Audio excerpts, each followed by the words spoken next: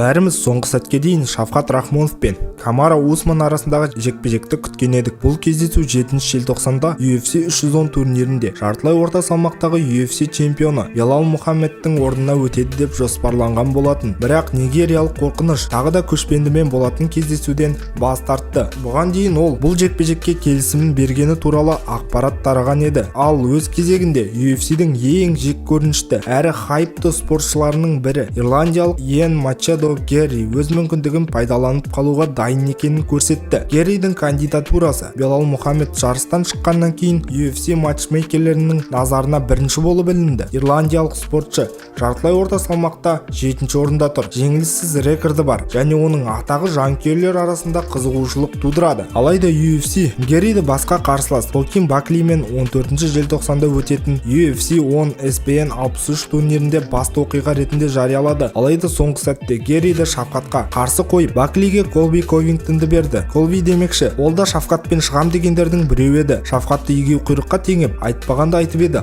Ал іске келгенде жекпе-жекке шықпайтын болып шықты. Иэн Герриға келер болсақ, Иэн Герри бастапқыда кәсіби боксты таңдаған, бірақ отандасы Конор Макгрегордың феноменалды жетістігі оның шешіміне әсер етті. Бала кезінен Макгрегордың жанкүйері болып, оны барынша қайталауға тырысты. Оның жүріс-тұрысын, сұхбат беру мәнерін көшіріп, тіпті Конордың әйгілі жүрісіне дейін салып алды. 18 жасында дзюдодан қара белбеу алғанымен, оның тек бір турнирге қатысып, екінші орын алғаны туралы ғана ақпарат бар. Ол бұл марапатқа лайық па, жоқ па, бір білеріміз, грэпплинг оның әлсіз тұстарының бірі болып қала береді. Иэн өзінің MMA мансабын Cage Warriors британдық промоушенінде бастады. Макгрегор сияқты ол да қарсыластарын оңай жеңіп, көрермендерге қызықты жекпе-жектер ұсынды. Оның төменгі және жоғарғы тепкілері, соққы техникасы жоғары деңгейде. 2021 жылы Cage Warriors чемпионы атанғаннан кейін UFC басшылары оны екінші Конор ретінде танытып, карьерасын дұрыс бағытта бастап берді. Герри көбінесе нөмірлі UFC турнирлерінде ғана өнер көрсетіпті. Бұл тіпті Макгрегордың қолынан келмеген. Бірақ Макгрегорды қайталау Герри үшін кері әсерін тигізді. Ол харизма мен трэш-ток тұрғысынан Конорға жете алмады. Ал оның мінез-құлқы баспасөз конференцияларында журналистерді де, спарринг серіктестерін де ашуландырды. Герри бірнеше MMA залдарынан шығарылып, жанкүйерлердің сүйіктісінен ең жек көрінішті спортшыларының біріне айналды. 2023 жылдың наурызында Kill Cliff залында жаттығу кезінде Шавкат Рахмонов Герриді мидл кикпен нокаутқа түсіргенін айтты. Бұл туралы Герри өзі де Ариэл Хелвани подкастында мойындады.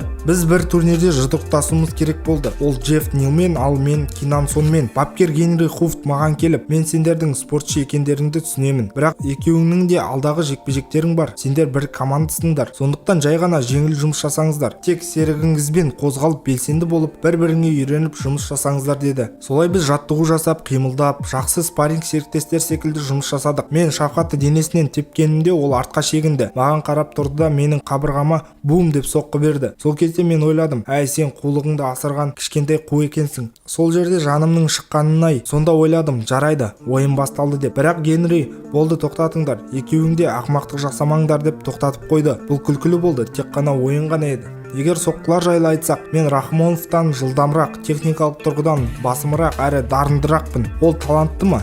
Сіз одан қорықпайсыз ба? Әрине талантты, бірақ мен анық білемін, жекпе-жек стойкада өтсе, менде артықшылық болады. Ал грэпплингке келсек, жаттығу кезінде оның толық үстемдігі болды. Ол өте мықты спортшы, әсіресе грэпплингте, бірақ мен қазір Бразилияда жаттығу жасап, күрестегі кемшіліктерімді түзеттім, деді Герри. Сондықтан бұл мен үшін қызықты әрі тартымды жекпе-жек. Мен Шавкаттың неге мықты екенін білемін, ал ол менің мықты тұстарымды біледі. Сондықтан жанкүйерлер үшін шоу жасап қызықтырайық. Жоғарғы деңгейде екі жеңілмеген спортшының жекпе-жегін жиі көре алмайсыз. Герри стилистикалық тұрғыдан Рахмоновқа өте қолайлы қарсылас болып көрінеді. Шавкат күресте ирландиялықтан әлдеқайда мықты, ал соққы техникасында кем түспейді. Сондықтан енді партерге әкелу қазақстандық команданың негізгі стратегиясы болуы керек. Бұл жағдайда Рахмоновтың толық артықшылығы болады. Мұны Хабиб пен Конор арасындағы жекпе-жекке теңеуге болады. Тек жартылай орта салмақта. Герри психологиялық қысым көрсетуге тырысып жатыр. Ол қарсыласының ойын бұзуды көздеп азиялық баланың бейнесі бар